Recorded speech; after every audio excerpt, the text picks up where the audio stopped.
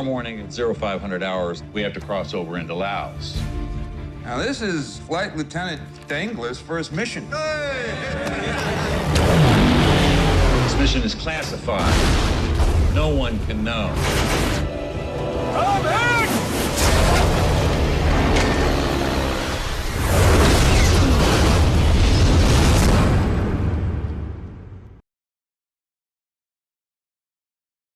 So German director Werner Herzog is at it again with his themes of man versus nature. His new movie, Rescue Dawn, stars Christian Bale and Steve Zahn. And once again, it's man versus nature, but this time, instead of an obsessed madman trying to pull a steamboat over a mountain like Fitzcarraldo or Aguirre, Wrath of God, also with Klaus Kinski, or even Grizzly Man, his documentary, which was about Timothy Treadwell out in the middle of nature and going crazy, Christian Bale in this movie is instead obsessed with survival. Christian Bale plays Dieter Dengler, a U.S. Navy pilot who's shot down over Laos, and he's imprisoned with 5 other guys and has to kind of go from there and figure out how to escape.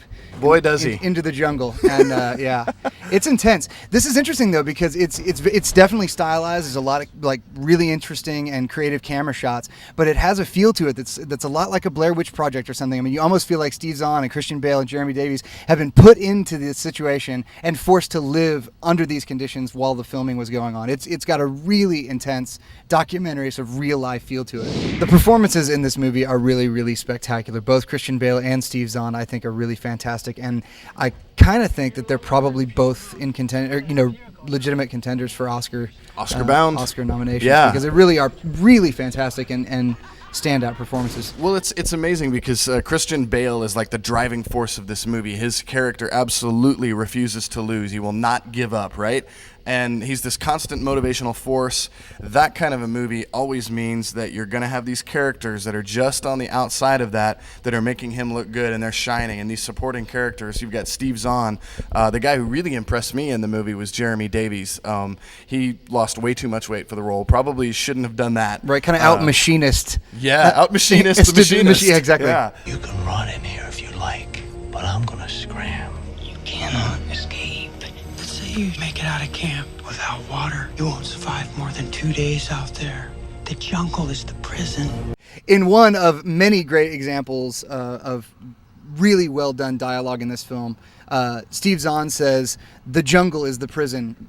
And I think, doesn't sound like he's lecturing anybody either. No, yeah. It's the jungle is a character in this movie, the same way that L.A. was a character in Collateral, or any of the great directors who managed to make the surroundings really a living, breathing character in the thing. I think that was one of the most interesting things about this film. Herzog is really, really good at that. And in this movie, there's one particular scene where they come out of the jungle and they've been running and running and running, and they feel like they've recognized something of civilization. They recognize some huts, right? As soon as they get there, the camera slowly pans over and we realize those huts are actually overrun by the jungle. So what do they say? They plan to march us out in the jungle and kill us. It has to be tomorrow.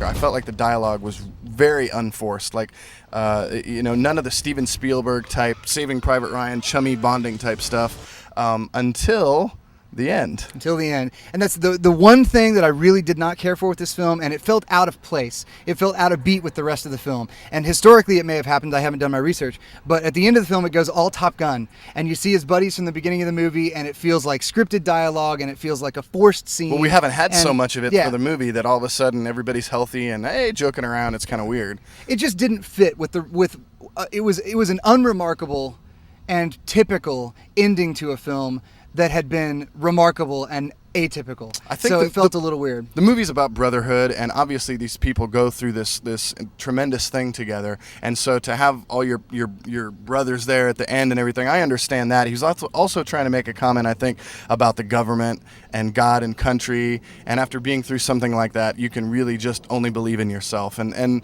so I know what he was getting at. It was a little bit over the top and rah-rah, but hell, man, I mean that guy survived some shit. So sure. Well, and thematically it plays with things that are happening right now. And I mean, a lot of people will look at this and take it different ways. You could see this as a pro-military film. You could see it as a lot. You could take it a lot of different ways. But I mean, I think it's a really exceptional film, and I'm going to give it a rock fist up.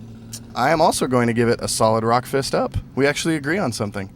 I think I gave it a regular rock fist though. Did you go? You just went solid. Solid. I always get Yeah. confused with that. Well, I think solid is more like an 80s rap thing.